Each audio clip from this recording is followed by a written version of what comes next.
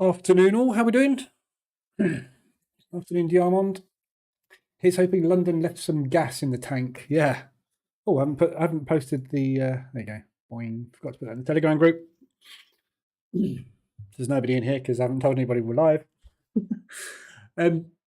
Yeah, not sure if London's left any anything in the tank after that lovely drop. So 125 ADR move on the DAX this morning. Huge move down. Lovely opening range breakout. These are the days that the opening range breakout strategy absolutely excels. I only had a small risk on this. I'm just trading it with $100 risk. But these, when you're trading a 100k account with the normal risk of 0.5%, these are the 4 to 5k days. So I banked 800 on this move, 850, something like that. Left about a third of it on the table, which is what it is. And this is the difference, isn't it, between the set files. So this is a 30 pip trailer, a 40 pip trailer. You would have got out here, roughly. No, not even there. You'd have got out there. So you would have gathered, instead of grabbing what I grabbed at 30, you'd have grabbed that much more. So, but you know, the days where it chops to hell, your 40 pip trailer is going to hurt you more than the 30 is. You know, swings and roundabouts, isn't it? You just got to use the set file, get in the long-term edges there with every single set file. So it's just, some will work better than others in different conditions, but we only knew the conditions. So yeah, we had that move today. We had Lagarde speaking. I watched the Lagarde speech. It was more of a panel Q&A session, but she really went into detail about the euro economy and really was nicely bullish. So yeah, we got a lovely move on the euro today. It's appropriate to slow the pace of rate hikes, especially since risks are now more balanced. It's Collins. This is the problem with the Fed. This is why I don't like the US dollar at the moment. They're really in loggerheads, the Fed, with what to do. They're fighting each other. Never good. So we had the jobless claims coming out for the US as well.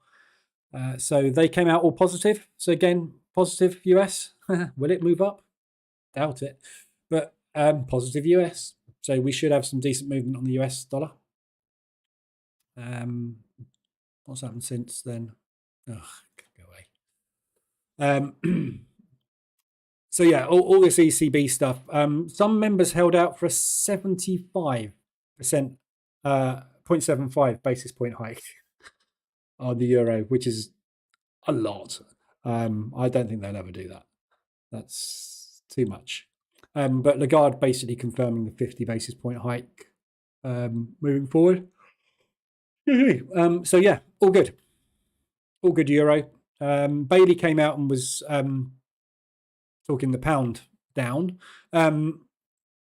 Interesting thing that he said this afternoon was he's not backing a 4.5% rate peak. So looking at the fundamentals on the newly designed fundamental outlook page, which is all snazzy now,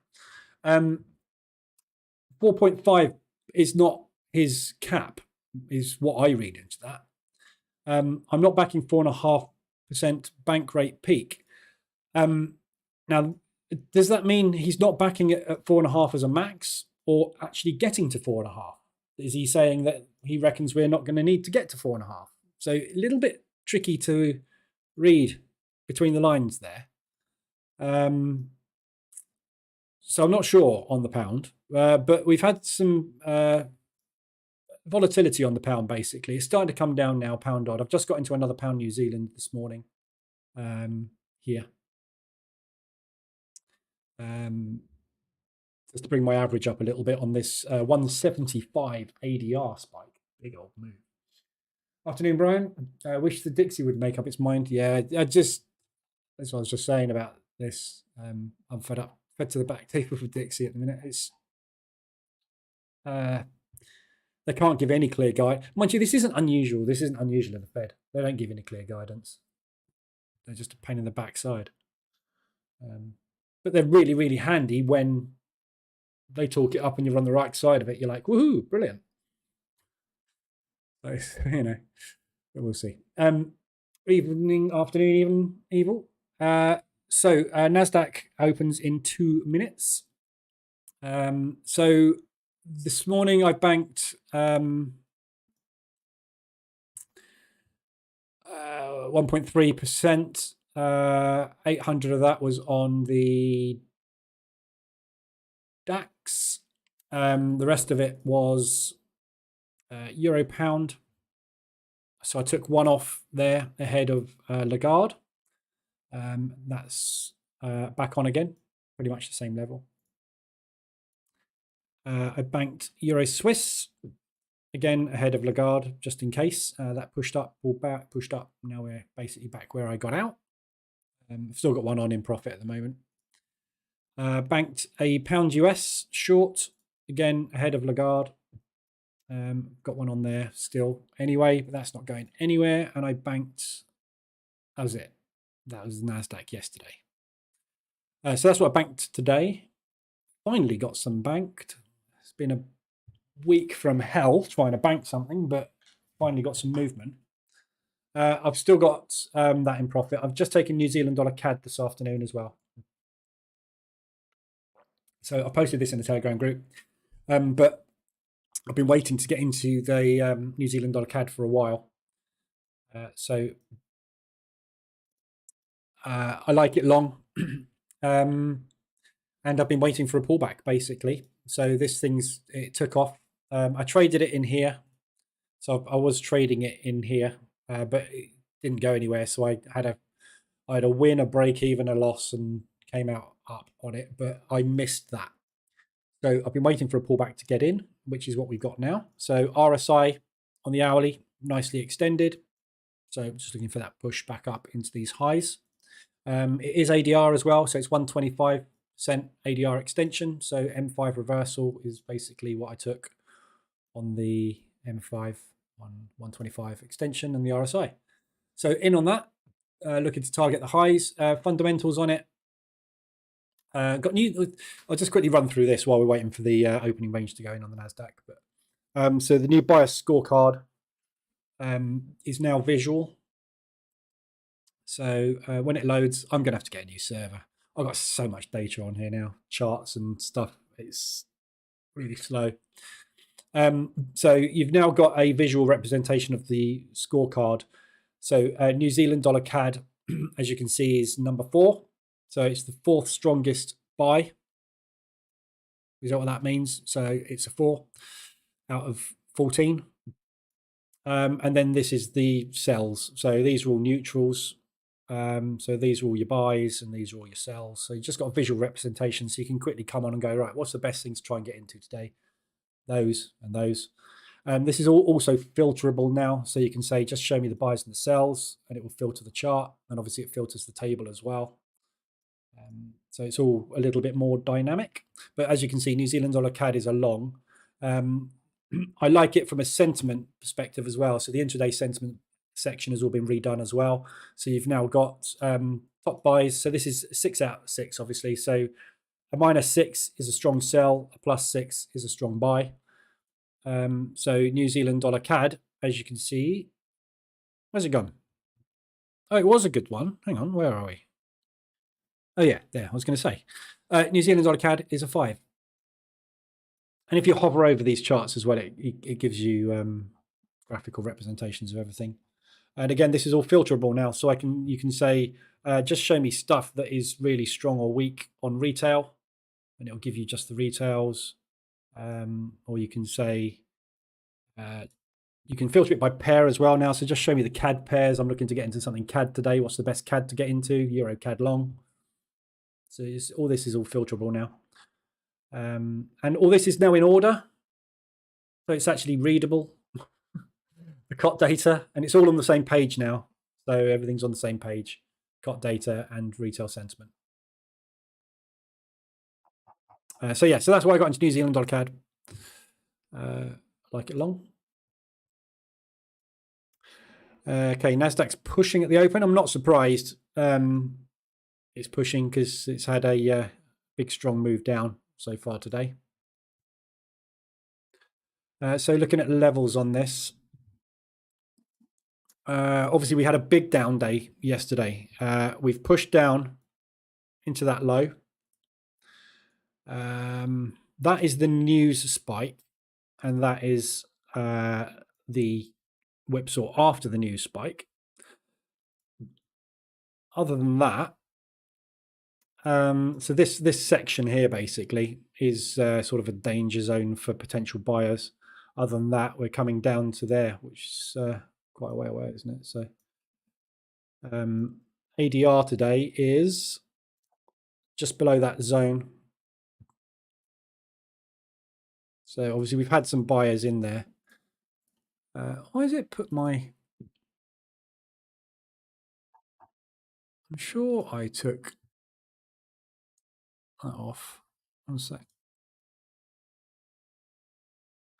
Sure I took that off.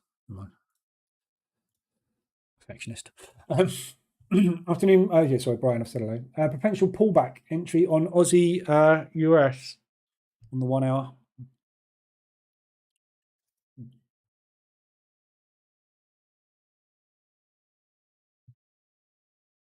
Yeah. So Aussie dollar, US dollar is a strong sell intraday.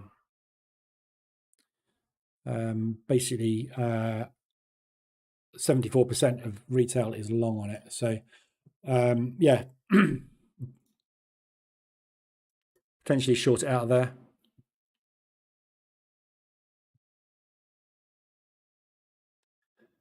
But you know, it could be. Excuse me. It could be a long. I mean, at the moment, it's long from an intermediate perspective, but you know, trends have to come to an end. And it's not a particularly strong trend, is it? Let's face it. So that was your trend, and then you got a little bit more of an angle up, but not a lot. There's every opportunity that's going to do that based on US dollar strength. But you know, it's difficult. It's very difficult to call the US at the minute. So I'm not sure. Not sure on that one at all. But yeah, if you fancy it long, I mean, it's an extension on the hourly. So your entry was obviously on that reversal alert in London, or one of them, because there would have been one in here as well. It got invalidated by that one. So any somewhere in there you'd have been in long, or even on that one potentially. There's an alert there as well. It's just kind of ground down today, but it was extended obviously from Asia. So any time this morning you could have got in long on that one. 5-minute opening range is in on the Nasdaq. I'm not trading that. I'm trading the 15. So there's your 5-minute high and your low. Nice bit of volatility. Afternoon, Luke.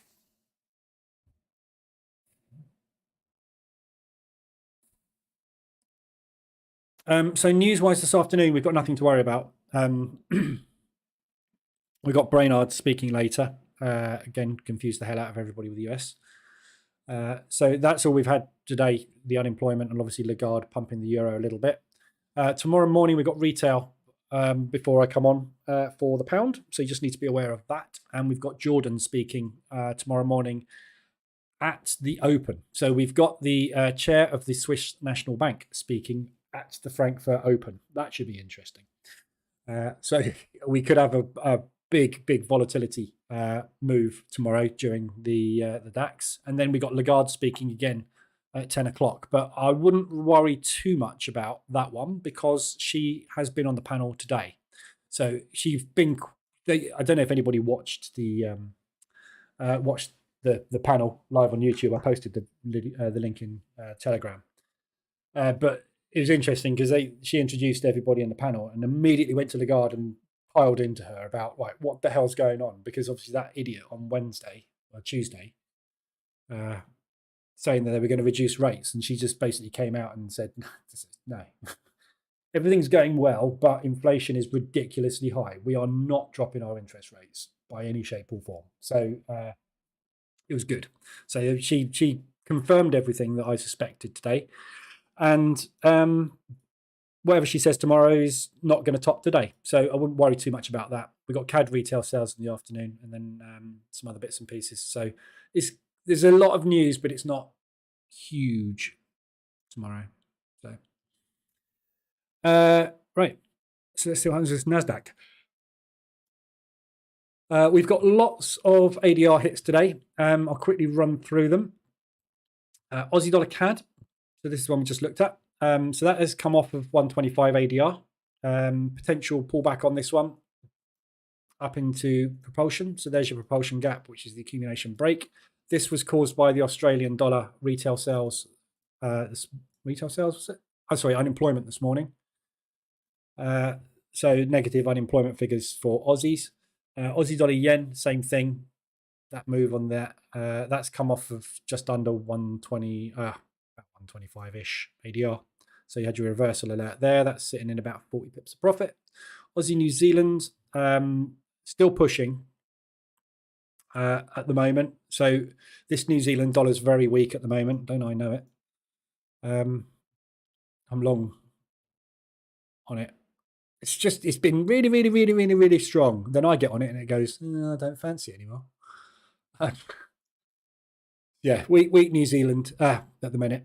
So that one's pushing hard. Looking at that one from a higher time frame perspective, we are short, and we're looking for shorts on Aussie New Zealand. So I've got the EA set to get me in short on Aussie New Zealand. I think. Let me just double check. I'm pretty sure I have. So that's a strong sell at the minute. Yeah. So I'm looking to get in short Aussie New Zealand, but I need a 1 hour extension. So where we are at the moment, we're not extended. I need that up there. So I'm hoping they'll do something along that sort of line over the next couple of days, and then I'll be able to get in short on it. So I'm looking for a pullback entry on that one, basically. Euro odd, huge extension to the upside. That came off of 150 to 175 ADR. Beautiful reversal alert there. So reversal alert and retest, and lovely drop down. That was obviously Lagarde talking it up and the Australian dollar being weak. So that one's reversed really nicely. I didn't want to take that one because I was long Aussie, but yeah, it's worked. But I wouldn't have taken that one myself. Fundamentally, it's the wrong way. Aussie New Zealand's come off the tops as well, but not great at the minute. It's sort of sitting there, potentially looking like it wants to go back the other way. Pound odd has hit to the upside, 150 ADR. No, sorry, 125 ADR. Tricky reversal alert to get into because of the strength of that final move. So we didn't get the alert until late, but it has worked out very nicely. Again, all of these Aussies targeting back in that propulsion gap. Pound New Zealand, I'm already on short, second position on that. And that's come off of 175. New Zealand dollar CAD, lovely push down. So I'm long on that one as well. This is a 125 ADR extension, and New Zealand dollar Swiss has just hit that bounce straight off of ADR. Reversal alert, done. So yeah, all good. All the ADRs work really well today. Afternoon, David. Afternoon, Altro. Been testing your strategy with the ORB, but for taking profits, I've been using a fib extension to trail stop loss.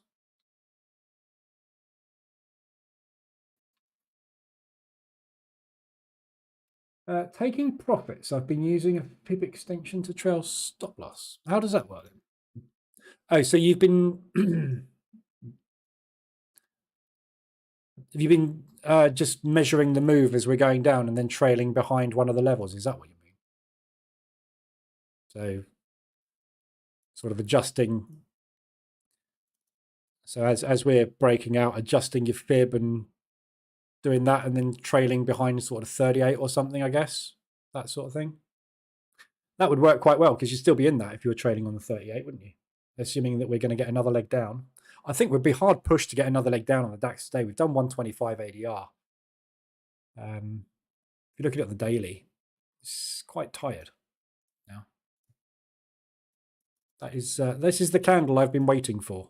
This is what I've been saying for the last week. This is what is coming, and I couldn't. It just didn't happen, did it? So fib extension levels 1, 2, 3, 4, 5, 6, etc. So once it closes through 2, trail to 1. Once it trails to 3, trail to 2. Don't get that, but if it's working, carry on. Oh, fib extensions, not retracements. Oh, okay, fine. Yeah, okay. Yeah, I haven't got fib extensions on. So yeah, so right, okay, so there we go. Whoa, buy stop moved. I'll do that. So you'd be doing something along the lines of having extensions off of the fib, something like that. Yeah, yeah. There's all sorts of ways you can do it. I mean, DAX is coming down again. This might be selling off, you know. So Nasdaq looking like a big retracement. Let's just watch the Dow at the open. I'll have a look at the RSI extensions as well in a minute because a lot of those are turned off because a lot of the moves have started to kick in. But let's just have a look at the Dow. Dow had a huge down day yesterday. That was a biggie.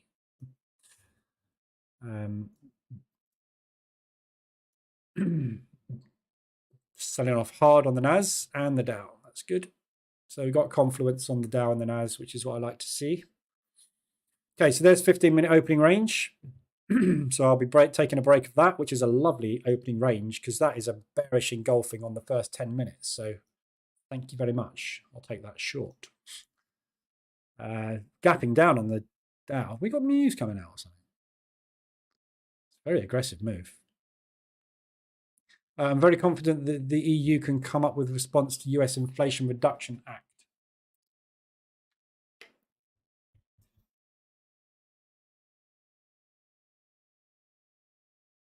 Yeah, I bet they are. US is seen pushing for the Russian oil price cap to stay at 60. Yeah, of course they are, because no one wants to pay, because they're not going to do that, and then everyone will have to buy their oil from Russia, from the US. Greedy gits. Afternoon, Freeman. So short on the Nasdaq.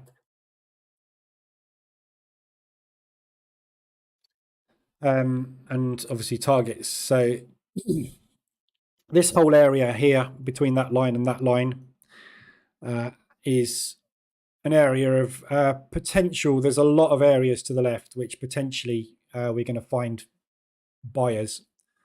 So it's where we've sort of rolled over during the Globex session.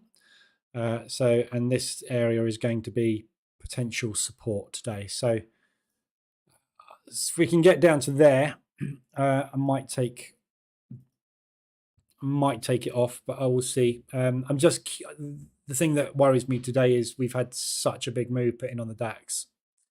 I think the market might be a bit tired after all this movement in London. Also, I've been using the candle 5 minutes prior to mark the highs and lows, but I keep missing entries when trading live.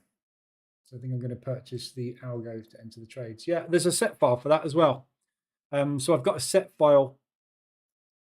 It doesn't do the, where's 2.7?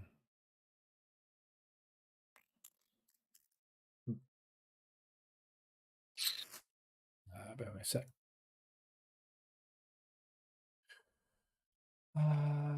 Brain. Yeah, I'll show you the set file. What the hell am I doing? My brain. Cool. 5. Opening page 54. 2.6. Oh no, that is the latest one. Sorry. Yeah. No. Yeah. So I've got this one here, which is the 15 min preset. So what this does is it's let me say spam. Oh, should we answer it? 90% of the time when it comes up with spam on my phone, reported as telemarketer, it's usually some foreign call center wanting me to sign up with a broker, and I usually string them along for a good half an hour to 45 minutes if I can, pretending I'm a multi-millionaire trader and I've got 2.5 million to invest. Why should I switch brokers? Go, sell to me. And then at the end of it, I just tell them, no, I'm not interested, hang up. Because they're all scam brokers. So this is trading the 15-minute prior to the opening range. So you would just change that to 25 if you wanted to trade the 5. Why are they set as 1605? That's wrong. That should be 1630.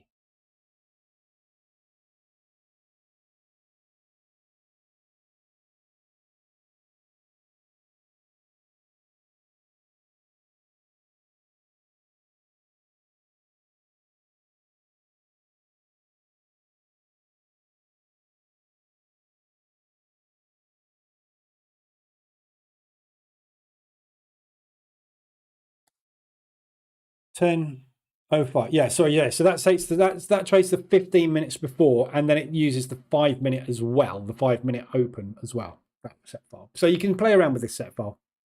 But this got pretty good results on the DAX. I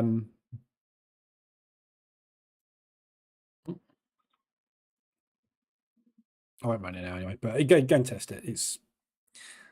It's a good one. I like the pre-market. Basically, the pre-market is this area here. So the thing you've got to do with the pre-market is I find you've got to be out fast.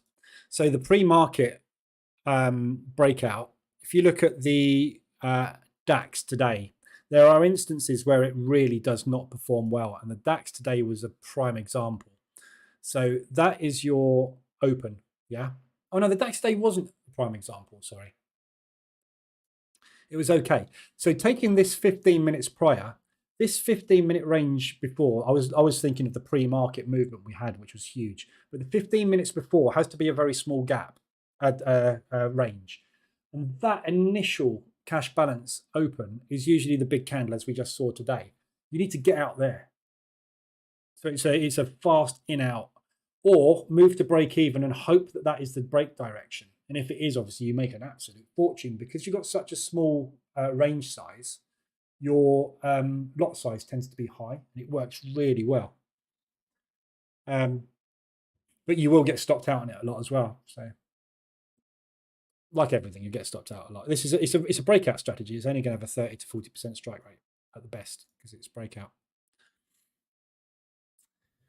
Could I change the settings to use 755 to 8 candle on the DAX? Yeah, exactly. Do what you like with it. You know, that's why I've made it like I've made it. This is all completely configurable to whatever you want. You can trade any time period at all. Some people are trying to trade Asia with it. So the first candle is the 1 a.m. candle. They're taking the 1 a.m. to who's it? Somebody DM'd me about this. They developed a strategy basically trading the 1 a.m. to 3 a.m. range. No, sorry, 1 a.m. to 2:30 range, which is an hour and a half, because in Asia, a lot of the news is released at 3. So what you do is you take the range there and then hope that you get some decent moves or news in Asia and use that as a breakout. So again, just change all the times to do whatever you like. It's all completely configurable. Just going to another trade on something. Oh no, I've just got out of something.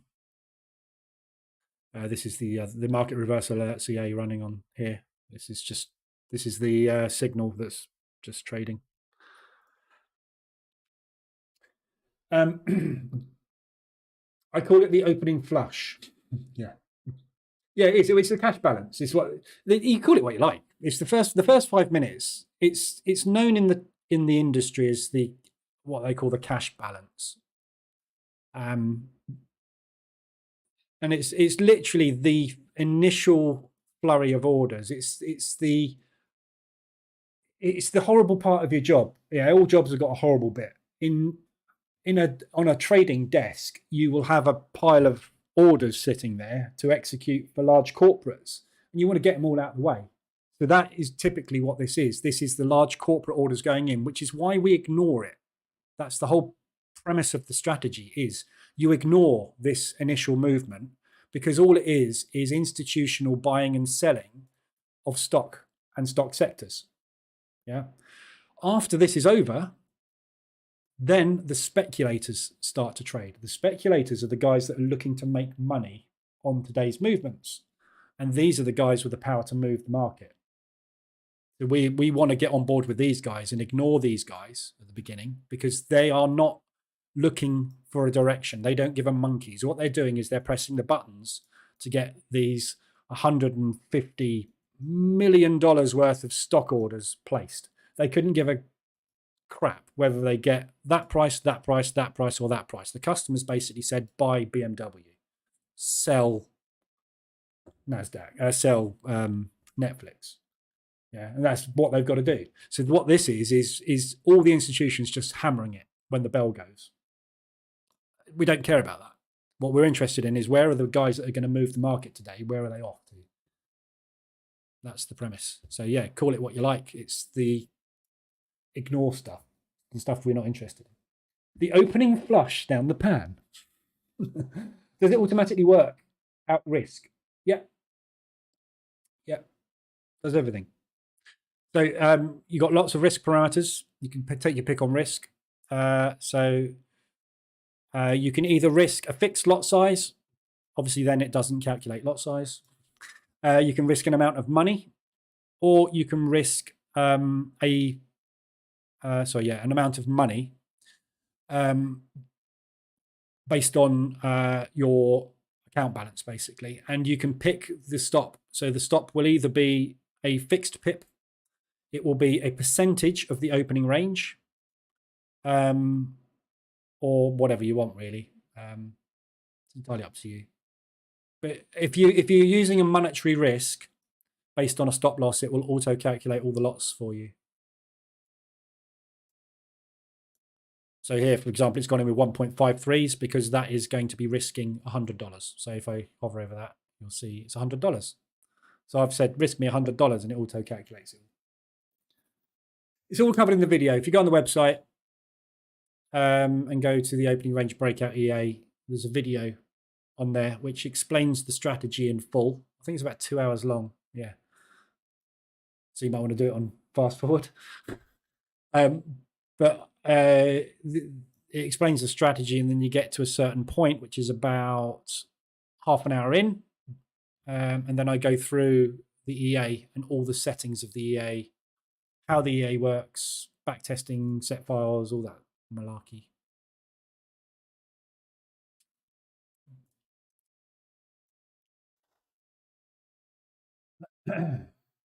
Did anyone have price feed issues with the NAS? No, I didn't. Afternoon, Profster. No, we were talking about stock indexes, not Forex. Afternoon, Ivan. Any January sales? Nope. You've missed the sale. There was a launch price when it launched. It's only $99.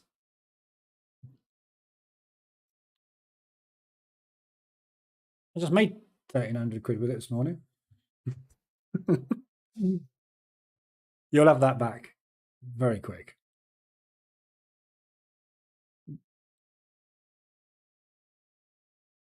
When London close, what we can expect? What do you mean when London closes? What can we expect? That doesn't make sense.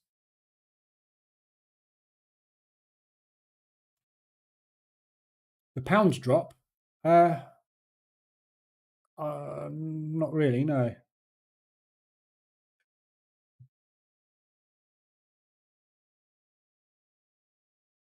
Each session? I don't know. I have no idea what the pound's going to do. God, Nasdaq, what's going on? Look at this. Fake move potential.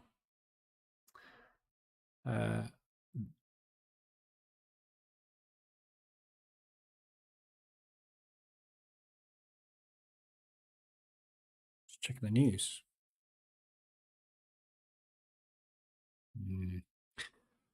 Slightly worried about a bit of a volatile whipsaw session today, just because of the amount of volume we've had go through today. I'm a little concerned we might not go anywhere today, but we'll see. Great short on US dollar CAD M5.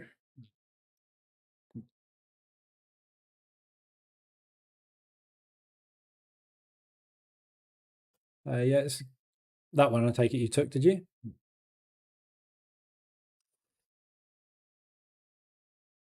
Yeah, nice big nice big move in here. I don't think there's any propulsion gap. Yeah, there is. It's a tricky one, that, because you've got a couple of highs here. So that double top basically here, we broke through that, bounced and pushed up. This propulsion gap here was caused by the break of that high, but it didn't break that high. So I'm not sure how valid that is, whether that would hold up or not, but it'll probably head there. Be careful with the US dollar CAD though. It's a big long. Retail is all short on it, and clock position is long. So I'd be looking to buy it rather than sell it. So I'd be looking for a buy down in here.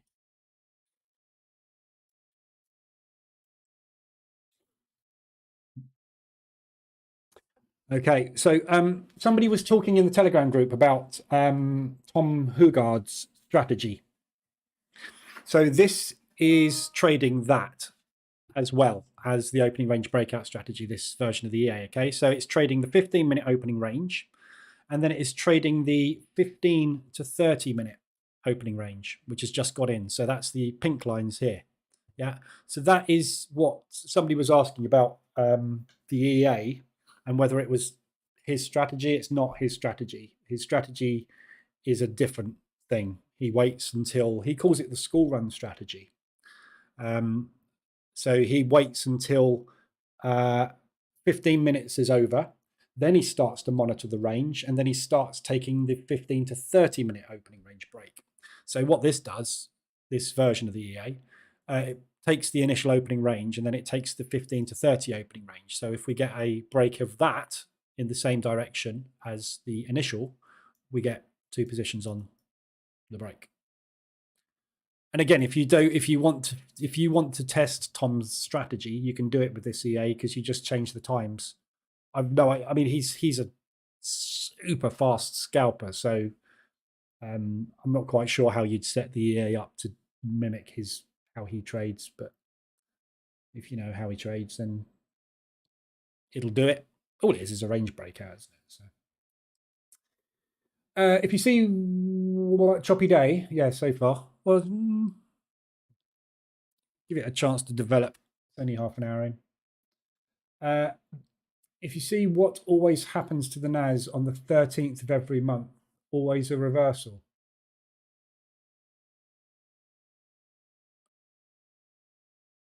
Really?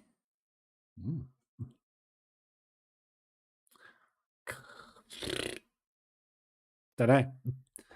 I'm not sure I can be bothered to backtest that, to be honest.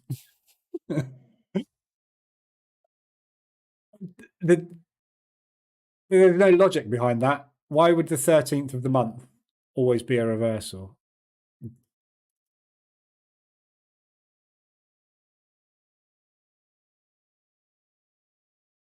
That's the 13th there.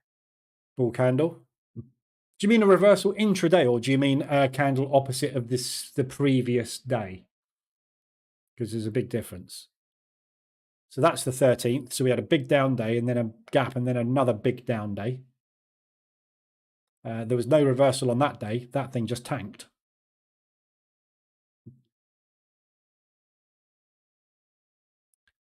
Uh, 10th, 11th, 12th, 13th. There wasn't a 13th. So that can't be true because there wasn't a 13th that day, that month. It was a weekend. But I suppose you're saying, right, so that's a massive tank day, 13th. I don't know. I don't think the day of the week has got anything to do with anything, to be honest.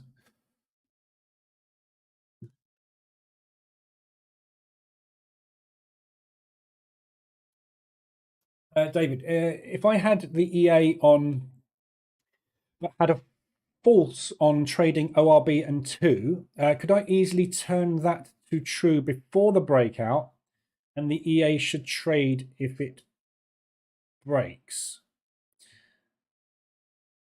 I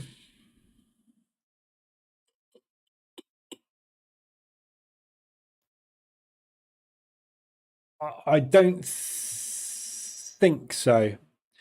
The way the EA works, when you initialize it on the chart, so when you turn it on and add it to the chart, it runs through and basically gets ready to trade what you've set. What it does is it stores the opening ranges at the time of the candle. Yeah. So if you were to go in now and say, I want to trade the 1 hour range, wherever that may be, and the 1 hour range hasn't happened yet, when it gets to the 1 hour range, it will go and store that opening range. So in theory, it should do. I have never tried it. The EA's set up, I mean, I have this thing with EA's constantly from everybody, especially with the market reverse alerts EA. People go, oh, it suddenly done something really weird. Well, what are you doing? Well, I was changing the charts over. I did this. I moved it around. I changed all the settings in it. Then I flicked over to another time frame. It's like, it's an EA. You meant to run it on a VPS and never look at it, never touch it, never do anything. The whole idea is that you're not there and touching this thing. It's completely automated.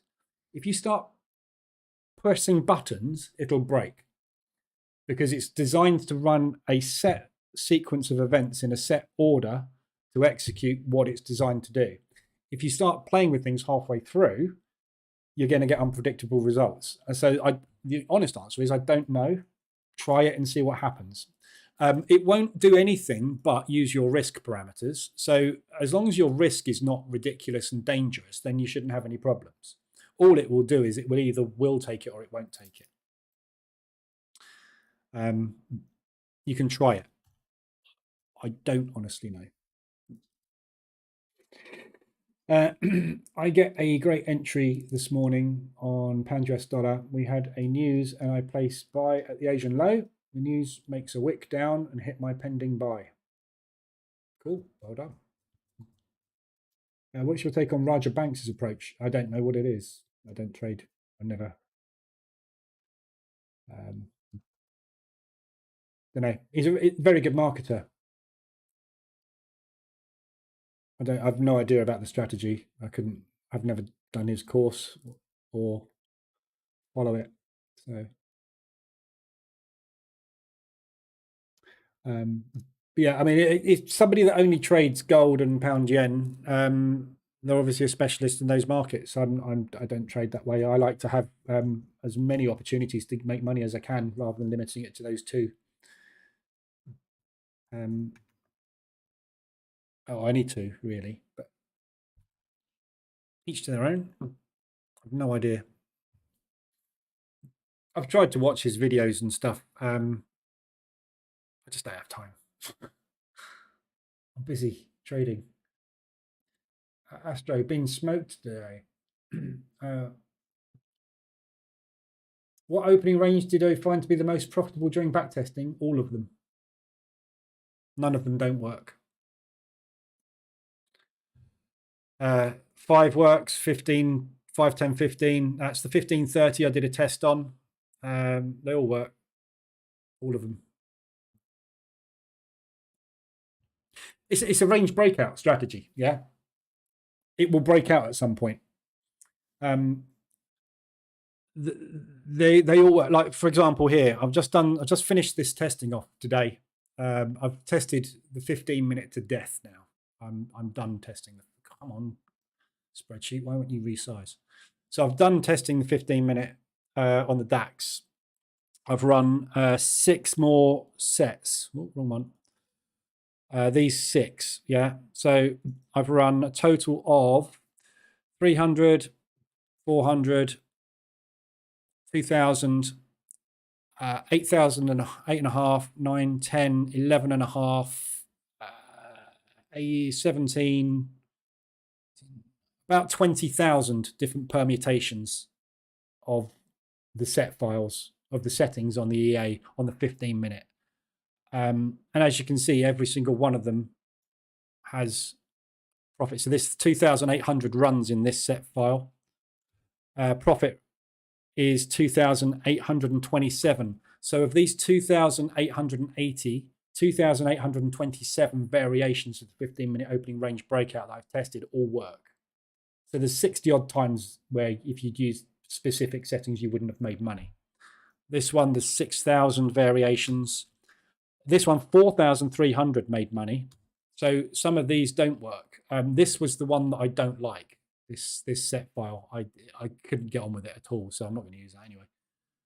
2,800 runs there, 2,500 profitable, 6,400 there, 6,356 profitable, 1,600 there, 1,536 profitable. So, you know, it doesn't matter what settings you use, it will work. And the reason it will work is because of the opening range breakout strategy is a breakout trend strategy. So the days that it won't work are the days it goes like that. You'll lose money. The days it does that, like today with the DAX, you'll make an absolute fortune. As long as you have around about 30 to 40% of the days a year doing that, which it does all the time, every year, without fail, because if price did that all the time, it would never move anywhere and the market couldn't make money. So it has to break out and it has to do it at the open because that's when they make their money. As long as that keeps happening, it will keep making money. This is a strategy that has been, this is not a new strategy. I learned this strategy a decade ago, trading stocks. And I was taught to it by someone who'd been trading it for 10 years, who was taught by somebody called so-and-so who used to work in the pits in New York. It's not something new, yeah? The guy working in the pits in New York, basically, he used to wait for the initial hubbub, if you like, the noise when the New York stock market bell goes, the shouting, and it would die down to a certain level. That's when he would start to buy and sell, because he knew that the guys that were buying and selling and shouting the loudest at the beginning didn't have a monkey, couldn't give a monkeys about whether or not they got a good price or not, because all their job was to execute orders. And nothing's changed. It's just digital these days. The strategy, the process, the theory is exactly the same. So the edge is long term. You will make in the region of a 3 to 5%, 3 to 5 times return. But it will take, you know, you'll have days and weeks where it won't do very well because you'll have chop. If you're trading choppy days, you know, you're going to struggle. But then days like yesterday on the NASDAQ, yeah, you could not have not made money, a lot of it. And the DAX today, yeah, there's absolutely no way you could not make a ton of cash today. And all the EA does is it sits there and just executes these orders for you. And it goes either long or short, depending on whether the market goes long or short. And that's the other thing about the strategy, yeah? If you've got a bias on the day, it won't work.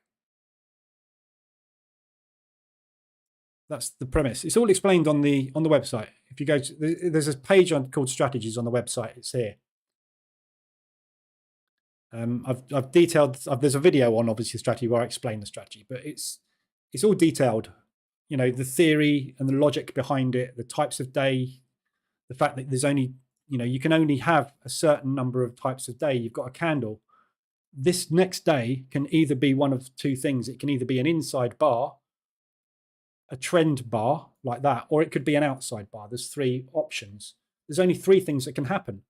And that, or that makes you money. That doesn't. Yeah. So there's two instances out of three that the opening range breakout will make money every time. So all you're doing is you're giving yourself the edge. You're putting the edge in your favor.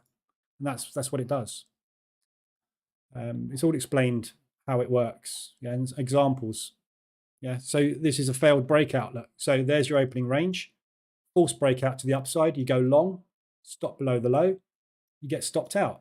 Then the market goes this way. So the speculative orders for the day started later. This is just rubbish. You're never going to make money in that. But when they start, the speculative traders take over and move the market and start making the money, you're on board with them. And it doesn't matter whether it goes long or short. It's irrelevant. You know for a fact at that time of day, every day, without fail, every single day of the year, this thing is going to do that. But you have no clue which way. So don't try and guess it. Go with the momentum. If the momentum goes short, go short. If the momentum goes long, go long. But if you put it in your control, you'll just go long, short, long, short, long, short, stop out, stop out, stop out, and then it will push out and you'll go, oh, got my money back. Let the EA do it with the trailing stop. And again, all the strategies, the set files and everything, there's loads of different versions of it. But the trailing stop, why is my trailing stop turned off? Oh, I turned it off, didn't I? Because I was mucking about with this yesterday.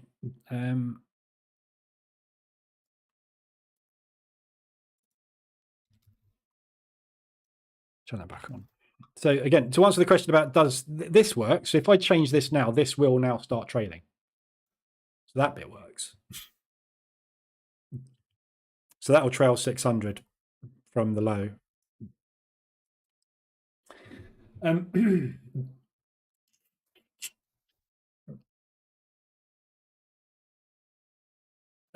would create two other set files to trade ORB2 and ORB3 if I like the way the structure looks.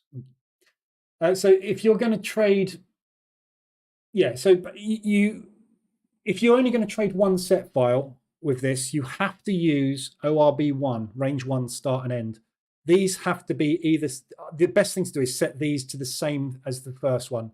You can't turn that one off and have this one on, because the logic for taking trades, multiple trades at the same level, runs through that way. It's explained in the manual, but you have to use the first. If you're trading one opening range, you use that one. If you're trading two opening ranges, you have to use 1 and 2. If that's what you mean. But it's explained in the manual in detail. In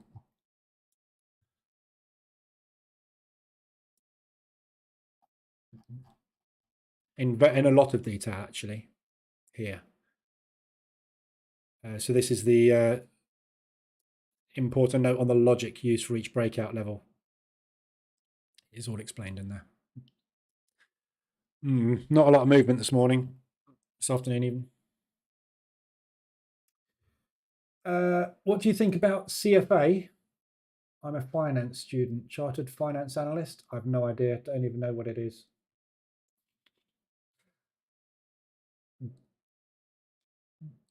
I couldn't tell you, Profster. I haven't been one, so I don't know. The Armand Raja is very high risk, not for the inexperienced. No. And that's the same I would say for Tom. You know, Tom Hugard is amazing. He's an unbelievable trader. But you've got to have balls of steel to trade $200 a pip or £200 or whatever it is he trades. Very, very high risk. Is not for the faint-hearted. I think I said that in the course, you know, in the boot camp. I first time I started managing $250,000, I fell apart. It's a big jump.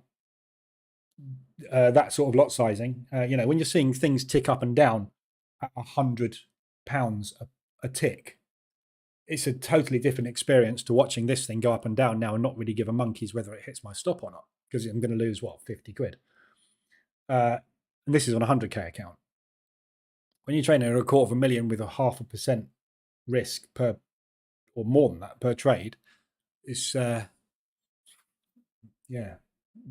You know, and this is the thing with Raja Bank. So I hear a lot of people saying really good things about it, but yet I never see any evidence of profit.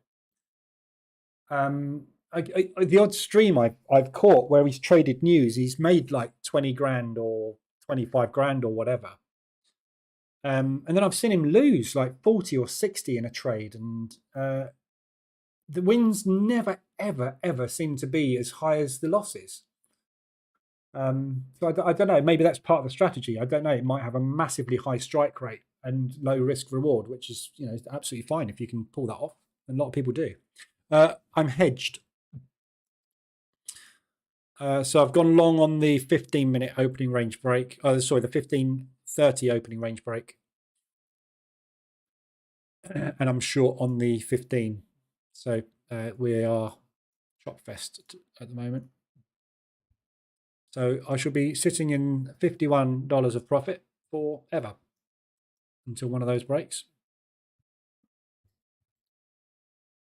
Your sentiment charts, how many sources is that using? Lots. Lots.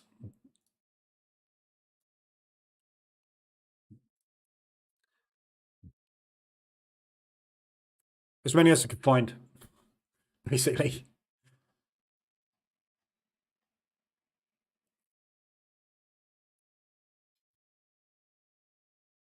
That update regularly. There's a lot of sentiment out there that doesn't update regularly. So this is a wide net. So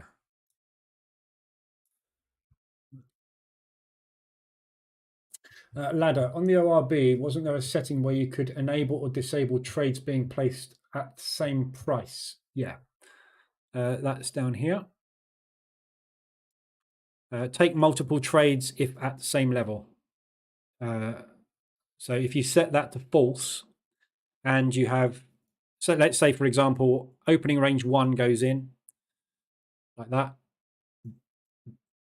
And then you get a candle there and a candle there for opening range 1 and 2, 2 and 3.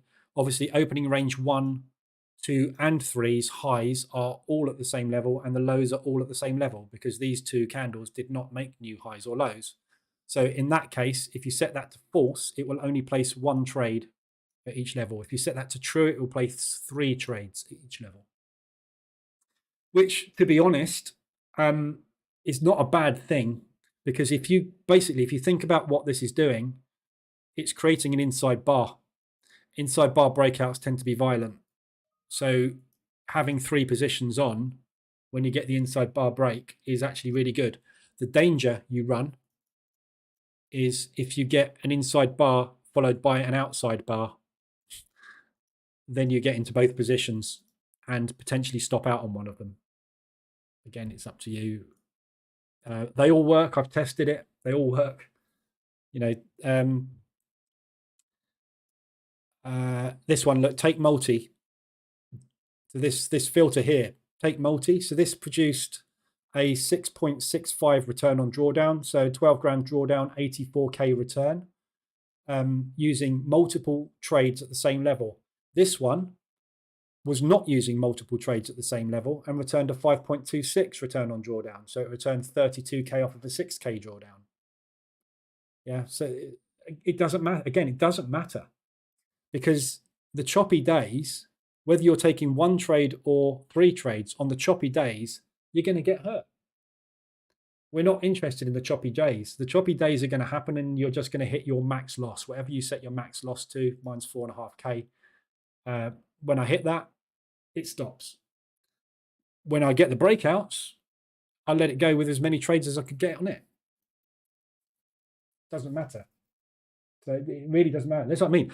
All this testing I've done, you know, this set file here, there's 1,500 variations of settings on this set file, and there's 1,462 profitable. So out of those 1,500, there was 38 runs out of 1,500 didn't make profit. The rest of them all made profit. And it doesn't matter whether you use yes or no there, whether your trailing stop is 200 or 800. It doesn't matter whether the distance you start trailing is 200 or 800. It doesn't matter whether your opening range stop percent is 30 or 110. It doesn't matter whether you target and close it all out when you hit a target or not. It just makes money because it's a long-term edge. Yeah, and the difference between these settings is the difference between making potentially 80 grand or 40 grand or 30 grand. But the return on drawdown is very similar. It ranges, and this is a particularly good one, this 6.65. So, I mean, I wouldn't use that because these ones at the top are going to be outliers. So the chances of these being replicated are few and far between. So you want to pick something a little bit further down the list where you've got a bulk of 3 or 4 to 5s somewhere in here. You're going to find it's, if you think of a bell curve, yeah, which is what strategy permutation, which was what this test is, this permutation test is testing. It's seeing what falls within the bell curve. So anything that is an outlier here or here, the chances of it being replicated are only 20%. Yeah. The chances of stuff that falls in the middle of this spreadsheet, the chances of that being replicated are 60% in the future.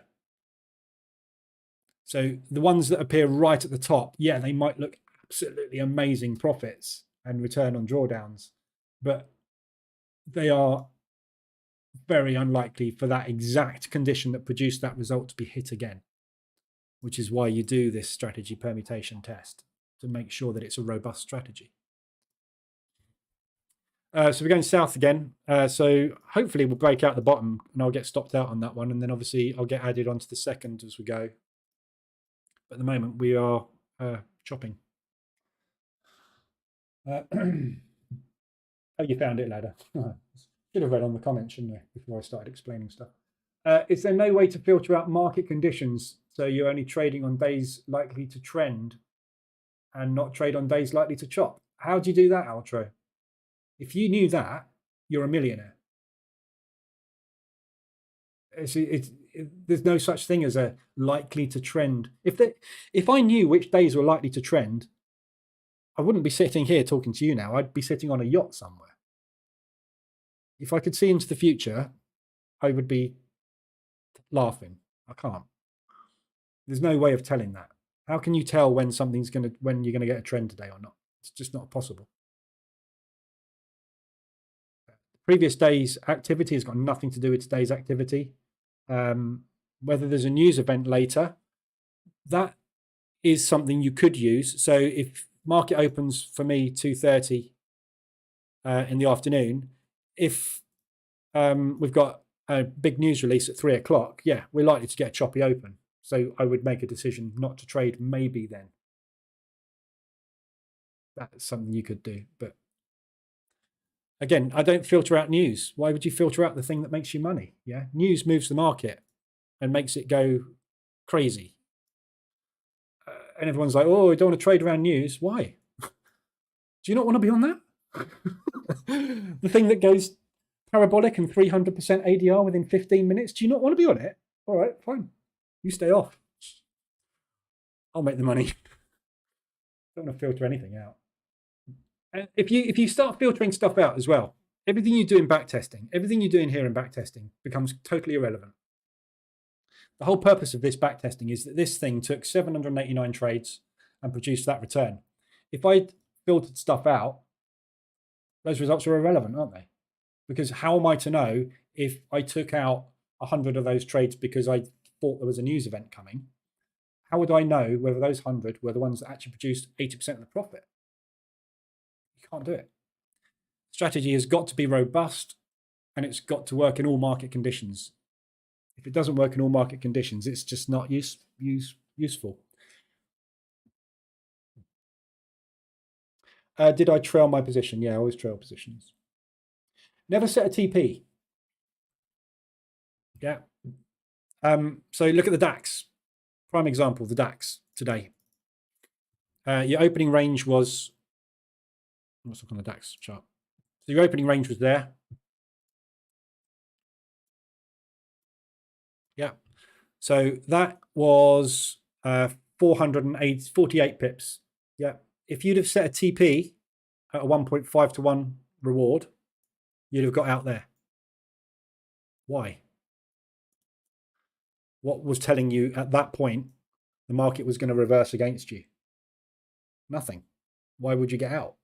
What's the point? Risk reward ratios are very good on paper, but in reality, you're going to miss all the big moves if you get out before it happens. I got out on a trailer, so I got out there because that's where the market started to reverse. I was unfortunate. I didn't have my stop a little bit further, and I would have caught all that. But if I'd have set a TP, you're never gonna catch a runner, are you? What you want to be doing when the market does this is adding to your position and putting more on because it's moving your way. Is it better than MT? Is MT4 better than MT5 for using? Yes or no difference? EAs. No. I prefer MT4. It's more stable, personally. MT5 breaks a lot when they update it. I hate auto updating software because I have this. I've got a website on WordPress. They pump out an update for WordPress or something, or a plugin, and something breaks, and it's automatically updated. And website breaks, and it's like, well, why'd you push out the update if it's going to break the website? Yeah, I'll choose when I update my stuff because I will test it first and see if it's going to break or not. And MT5, you do not get a choice. You will update to the latest version whether you like it or not. MT4 doesn't do that. They do update it every now and again if they find a bug, a security bug. We had one this month, but very rare. MT4 is stable. It's been around for a long time. It's got more indicators and EAs available for it than MT5. It's just better, in my opinion.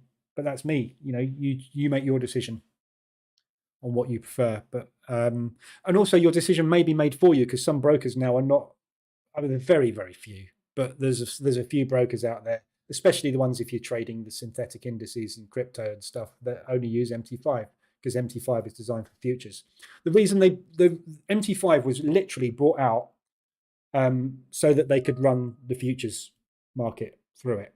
And of course, what they did when they rolled out MT5 for futures was go, oh crap, there's loads of other software out there that's way better than ours called NinjaTrader, Boocamp, Jigsaw. There's infinite trading view, Tradervate. There is infinitely better software for futures than MetaTrader. MetaTrader's awesome for CFDs. I think it's the best thing out there. But futures, no. So they rolled out MT5 for futures, and then obviously everyone went, well, I don't want to use MT5 because I use this. It's like it's Apple and Android, different things. Like the new layout. Yeah, I like the new layout. It's a little cleaner, isn't it? Everything's in one space. I like this as well.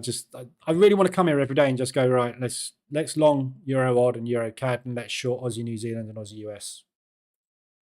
Easy, innit? Go to your charts, load them up, hit the button. Good day. We don't have control over the market. Yeah, no, we don't have control over the market.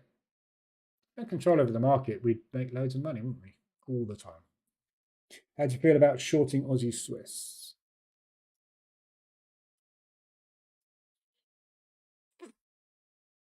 I like this.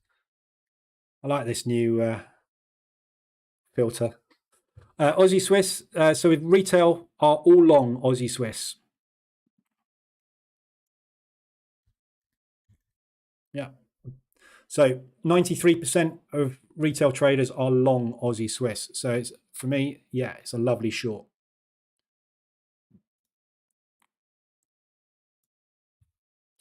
It's that you've missed it.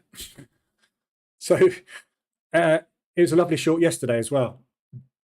I have got actually this page, which is in, oh my God, what have I called it? Historical retail sentiment. This page is not live yet, but this is the historical data. So I'm just going to look at what this was yesterday, Aussie Swiss. I've got a lot of data on this page at the moment, so it does take a while to load.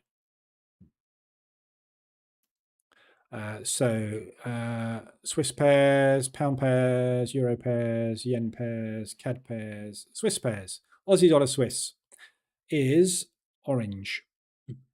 So Aussie dollar Swiss yesterday, 70% of the market was long. So today we're now sitting at what was it? What was it?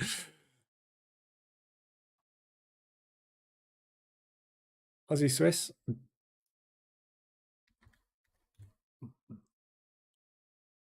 93. So even more longs have gone in today. Yeah. So look at it. Look at what's happened today, right? Yesterday, 70% of market participants were long. What happened? Collapsed. What happened today? Even more people piled on long. Because what? They're trying to play the mean reversion. What happened today? They killed the lot of them. Every person that enters long stopped out. Long, stop out. Long, stop out. Long, stop out. Long, stop out. Long, stop out. Give up. Right, okay. Love them. So yeah, I would be shorting it if I were you, because there's still 90 odd % of the market is long on this thing. So they're giving it a bit at the minute, but yeah, I'd like it short. This propulsion here, I would say, is the main propulsion gap. We haven't got there yet. So the accumulation was here. Ignore that wick because that's a broker candle. Accumulation was there, and that's where it broke. So this is where the break happened. So I would really see it trading up into there first. But you have got the danger, obviously, of this thing fading all the way back up. So back up into resistance. So it depends. If you're going to position trade it, yeah. But you want to pay attention to longer term sentiment on it as well.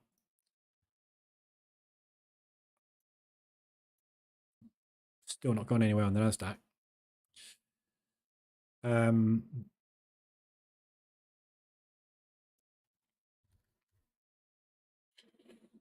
So Aussie dollar Swiss is range bound.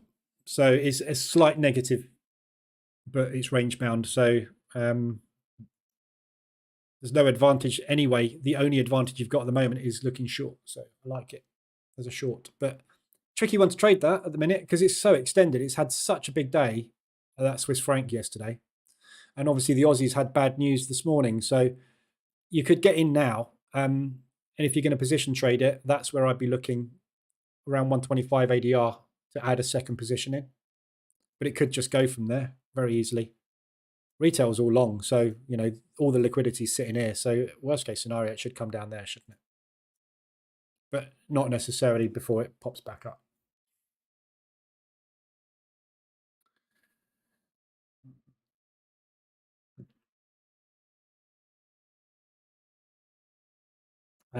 We are also very extended and embedded, although we've come out now.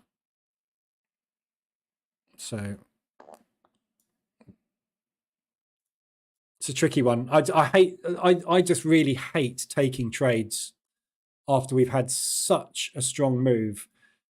I'm looking for a profit take move before a new leg, and you know I'm not sure that's enough. But look where we turned.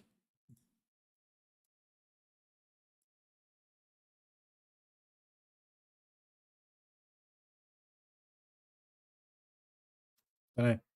Take it. You know, it's like you say, we have no idea where it's going. No one knows where it's going.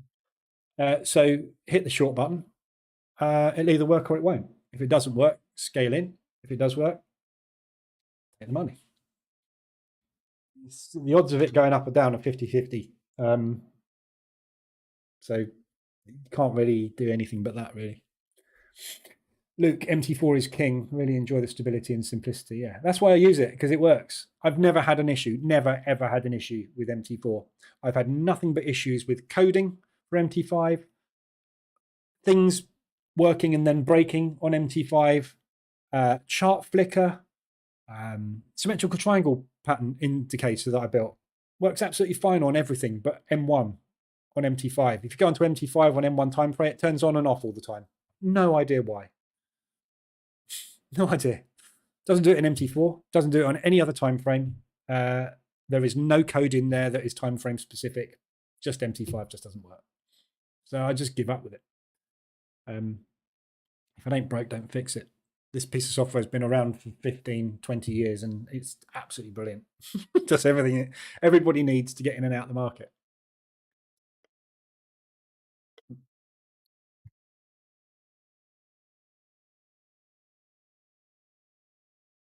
And it's a bit like Google as well. You know, it's like if there's anything you need for MT4 for trading, rather, put it into Google, and there will be an indicator for MT4 like this. You know, the strat shadow, or the whatever it's called, MAN color. No, it was never coded for MT5, and it doesn't exist for MT5. There's things like this that you just can't find for MT5 because nobody bothered making it, because nobody used it. 95% of the indicator sales that I sell, and I don't sell huge amounts on the marketplace, but 95% of the sales, it's actually about 93%, are MT4. Less than 10% of sales are MT5. Why? Because no one uses it.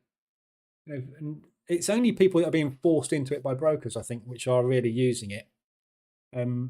If you get a choice, stick with the one that works the best, I think.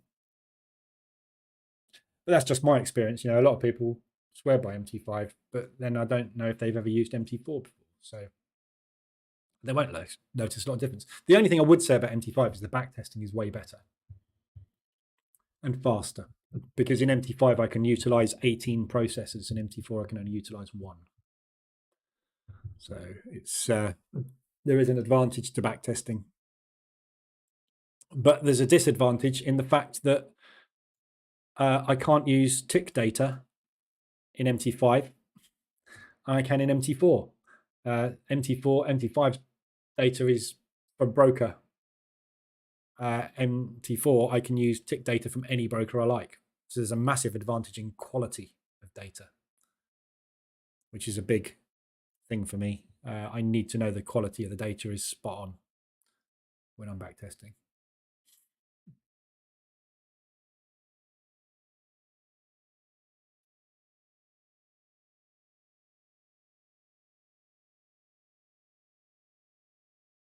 This is the sort of thing you'll expect from the opening range breakout. Yeah, it's not going to be smooth sailing. Don't expect it to be. It'll be profitable, but it's not necessarily going to be.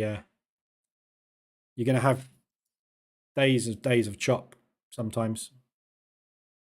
But, you know, it's a breakout strategy. Strike rate will be 30 to 35%, 34%.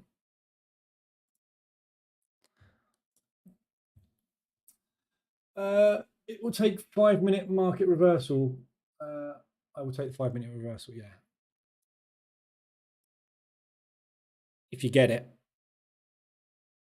Just bear in mind you are selling straight in to that propulsion move, which broke that high. So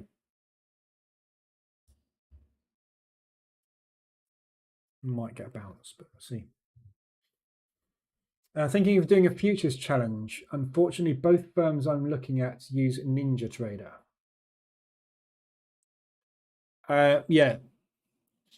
If you want to do a futures challenge, the best firm out there is Take Profit Trader.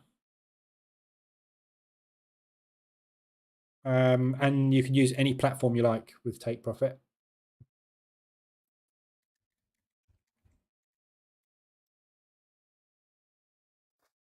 So you can use pretty much anybody. These are the main guys. So Ninja, TradingView, or Tradeovate. I use RTrader because I use Jigsaw.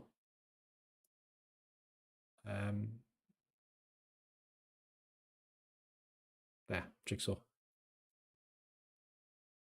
Multi-charts, again, one of the best platforms out there. Futures. All the best platforms are futures. But there's nothing wrong with any of these. The thing with futures is, you on futures, you are always trading M5. Futures forces you to trade low time frame because you've got to be out of your positions by the end of the day. You can't hold overnight.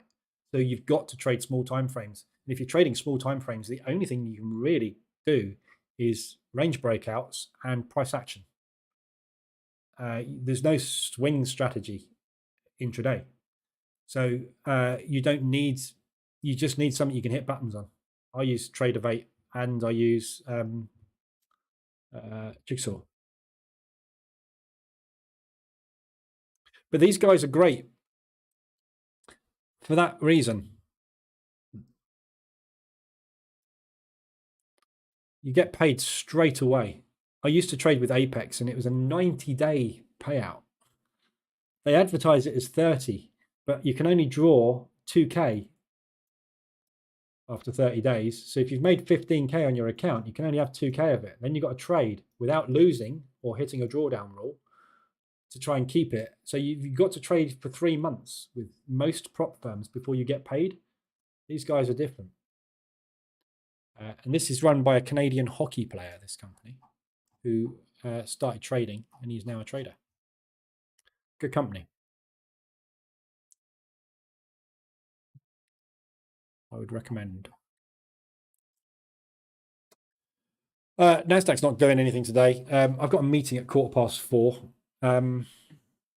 I'll give it another 15, 20 minutes, but we're not going anywhere today, and I'm hedged. So there's no way I'm actually going to be able to make any money today because I've got a hedge on. 3.4? What is going on with this euro again? Come on, Lagarde talked you up today. Why are you dropping?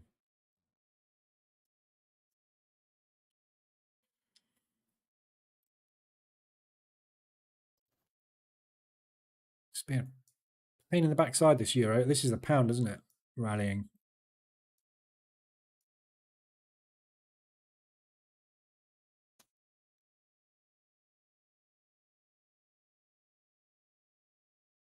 No strength in the US either. We need that US dollar pump. If this Nasdaq comes out the lows today, that US will go, which will help a lot. But we need this to move. Check them out. Looking at Apex trader funding and elite trader funding. Yeah, just be aware with Apex, you're not going to get paid. You're not going to get paid for months. And in that short second Nasdaq. And with that, you're not going to get paid for months, goes the probably not at all, because it means you've got to trade consistently, profitably for 3 months before you get your money. And I think I probably showed in here the stats of people who hold an account for 3 months, less than 0.5%. So the chances of you actually keeping the account until payday, very, very, very, very, very few people do it. So prop you're going to blow. You're going to blow. Look at where I am now. Look, I'm in danger of blowing this. Prop is restrictive, very, very, very restrictive. A bad run of a week and that's it. You've blown it. Doesn't matter how good a trader you are. People have losing days all the time. Yeah, if you read it though, Christy, Apex have changed their terms and they do 2 payouts a month, but you still can't withdraw your profits. You can only withdraw a small amount of your profits. So you need to trade for 10 days and then you can have your first payout on a 100K account, you can draw 2K if you've made it to 10K profit. Right? But when you draw down from your account, also that reduces your drawdown limit. Yeah. So you're even closer to blowing your account because your buffer disappears. This so you've got to read the small print. It's really hard, Apex. They've made it, they really played that up, that rule. I was like, oh wow, that's amazing. Oh, they haven't managed to change the thing where I can't actually get my money out. I had an account in Apex traded up to 18K and I lost it. I got the money. They'll still pay you out if you blow the account. But and to be honest, that's probably the best way to get paid. But that's the trouble. You can't get it out. It's drip fed to you. Not good.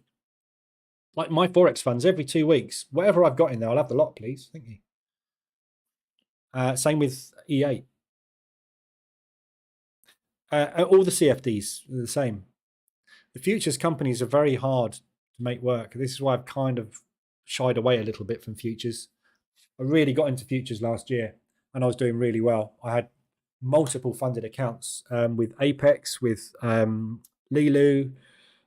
I had loads of funded accounts and I couldn't get the money out because with futures, because you're trading the ladder, it's really easy to over leverage and it's really easy to hit your daily drawdown limit. And also the other thing about the drawdown limits is the drawdown limits get dragged along with your open profit with most of them.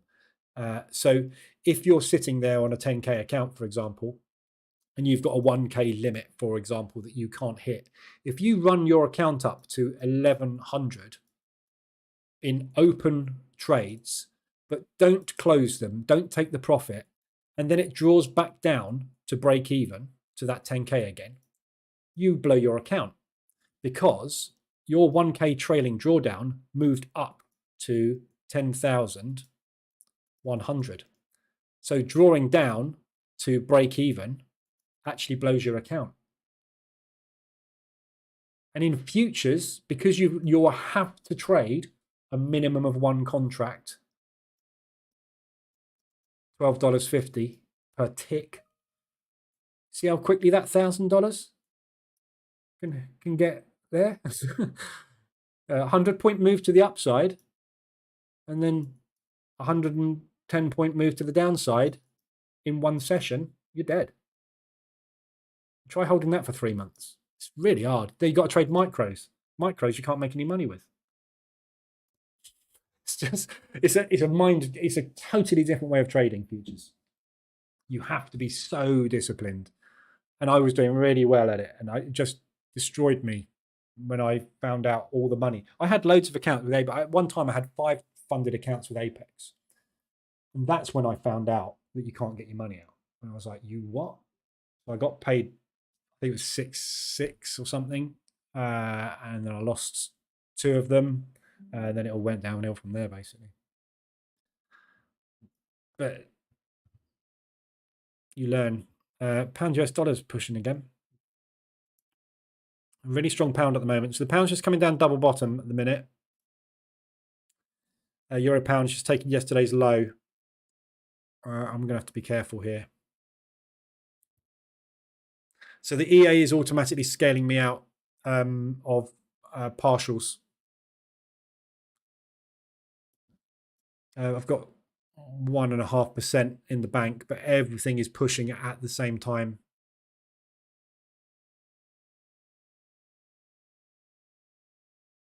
And it's all pound based, unfortunately.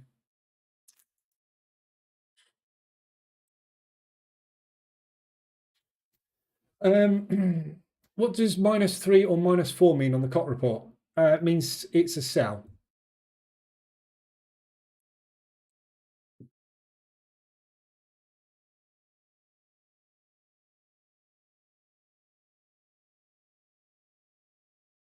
So with the COT report, it's the bias basically. So +4 is a strong long, -4 is a strong sell. Yeah. So what I do is I allocate points to it's all explained somewhere in here. So if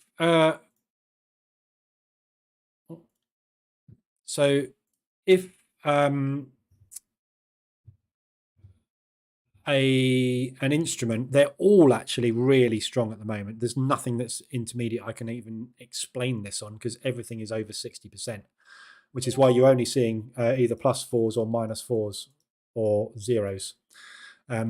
So basically, if this is a massive sell, if everybody is selling the Aussie dollar and everybody is buying the New Zealand dollar, you have a -2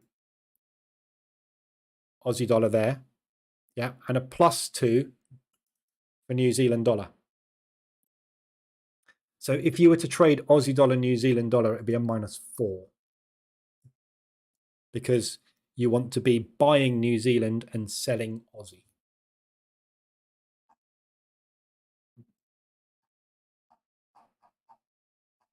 So it's just strength. It's just literally strength. So Aussie dollar Swiss, right, is a 0. Why is it a 0?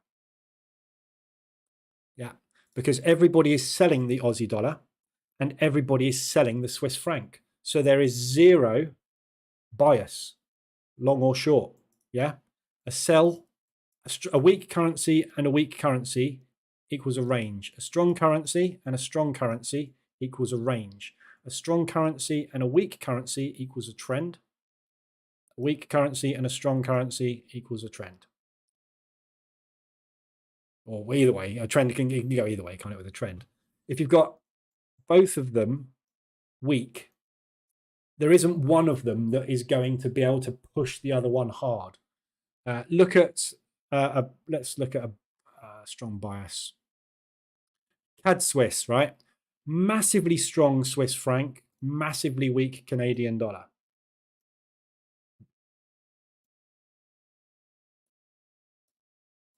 Yeah. Look at that. The reason that's moved so fast and so hard is because we had a really weak Canadian dollar with a really strong Swiss franc. So this moved twice as fast and twice as hard. Look at the Aussie dollar yen. Just gone second short. We've got a breakout on the Nasdaq happening. So I'm out of that long. So I'm stopped out of the opening range high, second opening range high long, and too short. Aussie dollar yen. Yeah. Massively strong yen yesterday. Massively weak Aussie dollar. Look at the size and the speed of that. Now, if we had a massively strong Aussie dollar and a massively strong yen, what we would have found yesterday is something like this. Yeah. We wouldn't have come all the way down there, because the Aussie would be fighting back as the yen was trying to push the Aussie yen down. The Aussie would be pushing back against it. So when you're trying to get into positions, you want to be picking things that have got that on side. So this is what this whole sentiment scorecard is about, and why this is segregated out into COT and into retail. So you can see the strongest COT buys and sells. If you've got a retail on the wrong side of COT, that's massively positive. So everybody at the moment on the euro odd from a COT perspective is long. Yeah, so all the big institutions are longing euro odd because they are long the euro and they're short the Australian dollar. And retail are all short the euro odd. Retail are wrong 80% of the time. So we want to go the opposite side to them. We want to be on side with the big boys, because these are the guys that move the market. And if they're all long, where do you think they're going to want it to go? These guys get it wrong all the time, and they are going short. So, well, if they're wrong, we want to be going the other way. They're right. So if these guys are going one way and these guys are going the opposite way, that gives us a massive bias to go the opposite direction. You can look at retail sentiment alone, yeah. So you can filter this to the +2s and the -2s. And then you could filter the COT to the zeros. And these are the best possible retails at the moment. Actually, no, you don't want to filter the COT to zeros. You want to. So you could do just those two, And that will give you the strongest ones because it's retail. So Aussie dollar Swiss, there is no fundamental bias, long or short, from a COT perspective on Aussie Swiss, but the market is longing the crap out of the Aussie Swiss at the moment. So if they're going that way, it's likely that it's going to come down. But we'd be much more beneficial if we had the big boys also on side with us. Look how many pairs you got. Yeah, it's 28 pairs. Why not just focus your 100% of your attention on these? Forget all this. These are not definites, but the odds are very, very, very much in your favor with these. These, not so much. This one specifically, really bad. These two are bad examples of what you don't want to do. Yeah. COT is short. Retail is also short, which means you should be longing it. So you're pulling in both directions there. So it's not really good. That's not very good. That's not very good. That's not very good. That's not very good. That's not very good. There's no sentiment whatsoever from retail on these. No idea. Yeah, if we look at these ones, Euro Yen and US dollar Yen, what you'll find is retail sentiment will be somewhere around 50%. US dollar Yen, 51.49. Euro Yen, 54.46. There's no advantage either way. So we stay out of these. We're looking at the extremes. CAD Swiss, 97% of the market is long CAD Swiss at the moment. Which way do you think that's going?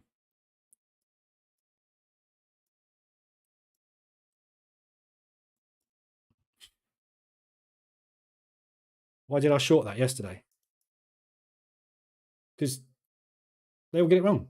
It's published, isn't it? We know this. It's published on the websites.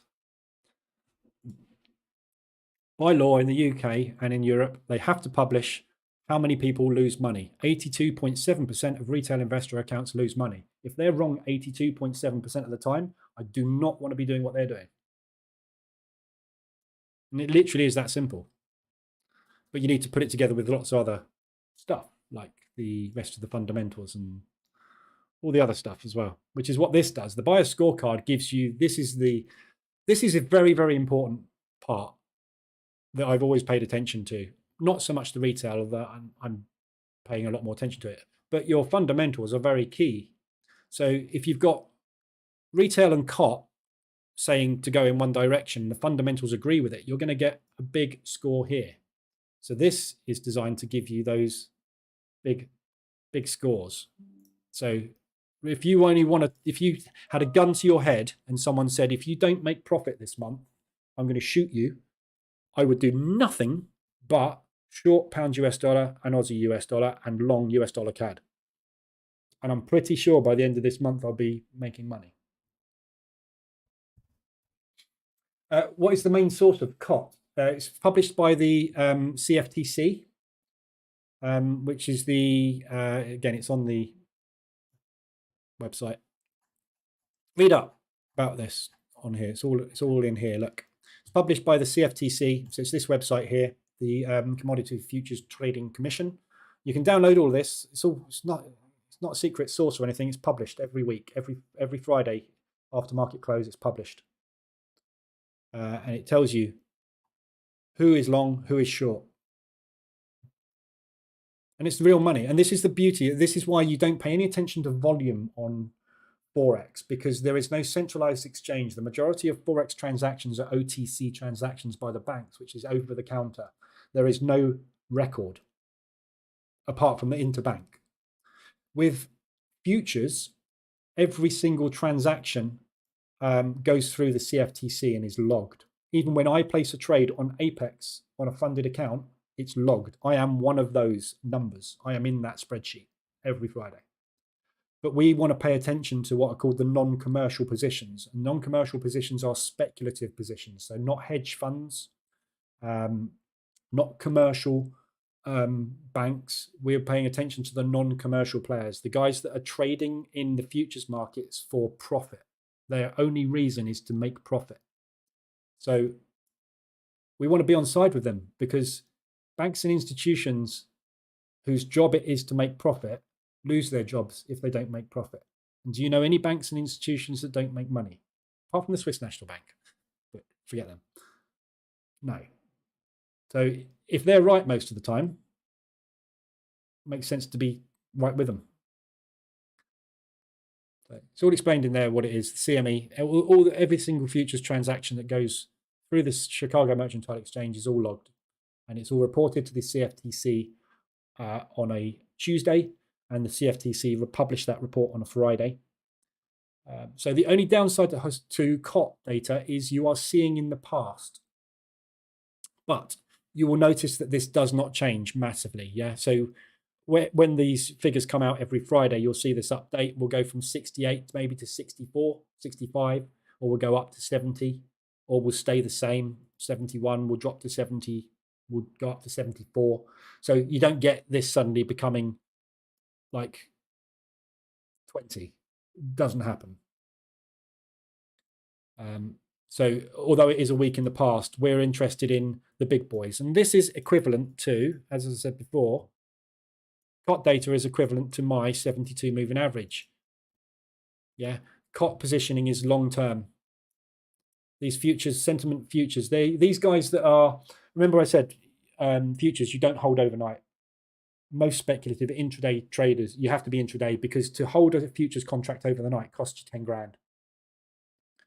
Or whatever. I think it's $540 per contract on the NASDAQ.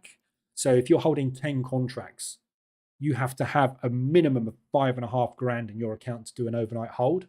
And even then, they're going to be like, not sure about that. Because you're actually purchasing something. When you buy a futures contract in oil, for example, you are buying a barrel of oil. That barrel of oil will never get delivered to you, because you won't hold that contract to its end, right? These guys are holding their contracts. So these are long-term speculators, and their job is to make money long-term, monthly and quarterly reporting to investors, 24 and 72 daily averages, which is the whole reason these are on the chart. Nasdaq's out the low, but not looking very convincing.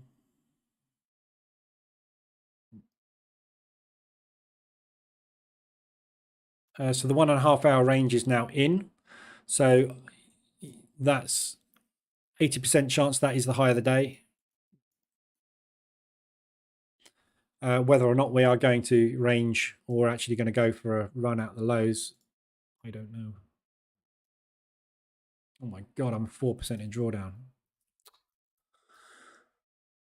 Euros.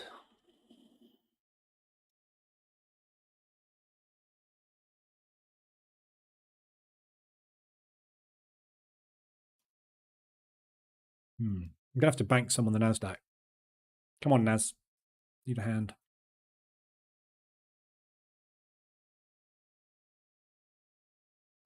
Right, I've got to go because I've got a phone call meeting in 10 minutes. So I'm just going to hold this Nas short. Looking at the lows on the Nas. Pound New Zealand 170, that's not helping me at all. 175 ADR for the second time today. So we're just approaching that high. So hopefully we're going to see some limit orders trigger up there. This pound is on a mission today. NASDAQ lows, basically you need to be watching the spike of the unemployment claims, which is there, which spikes straight down into that support. And then I would say it's a bit difficult really to pick another level. Whatever it is, it's sort of 125 to 150 ADR, so you don't need to worry about it. Worst case scenario, you're looking at 100. So if we are going to fall out the lows today, I'll be watching 11,216 and I'll be watching 11,160 area roughly. So somewhere in that zone, somewhere around ADR basically today, if we're going to get another day. So hopefully another flush like we had yesterday, but we don't seem to have any legs today. There's not enough sellers in the market at the minute to drive this anywhere, which I'm not surprised about. We've had a massive London session. So I think we might chop around a little bit. So I'll watch this NAS. If I can get back to a couple of $100 in profit, I might just take it off today, but I'll see. I'll watch it and see what happens. But that's all I'm doing on the NAS. Oil is money maker while trending. Yeah, definitely. I'm looking to get in a lot oil at the moment. I've got 3 alarms set. Didn't trigger any of them. I was looking at that propulsion. I was looking at that support, and I was looking at that propulsion, and we've popped. So he just took that liquidity basically and ran.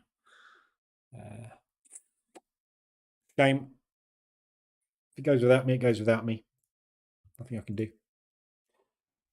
Right. Thank you, Brian. I will be back tomorrow morning, 7:50, same time. We'll trade the DAX again tomorrow.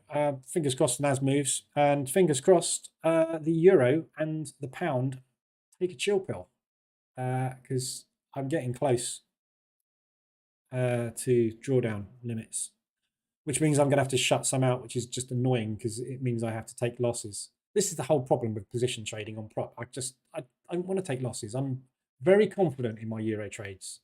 I'm just ever so slightly over leveraged again. I find it very hard not to over leverage when I'm position trading, because that's what I do. Looking for a short and retest to the break. On oil,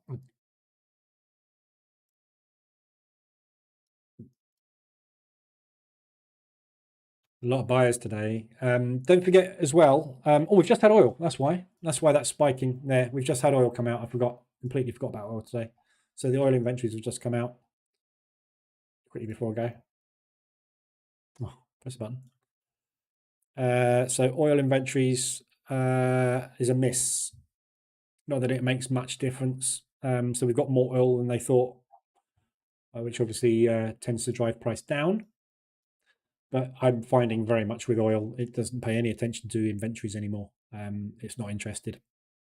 So we're coming up to ADR. So you've got potential short opportunity coming up to ADR, and you're coming up into resistance as well, potentially on this. So actually, those lines don't look like they are actually from this chart. Oh, yeah, they are. Not sure about that bottom one. Those two are, though. So you're coming up into a little bit of resistance at 125 ADR. So that would be a good spot to short from. But negative oil inventories. So if we get a push down to there, that's where I'm interested. But obviously, I can't take anything at the moment because I've got no room. Oh, NASDAQ, come on.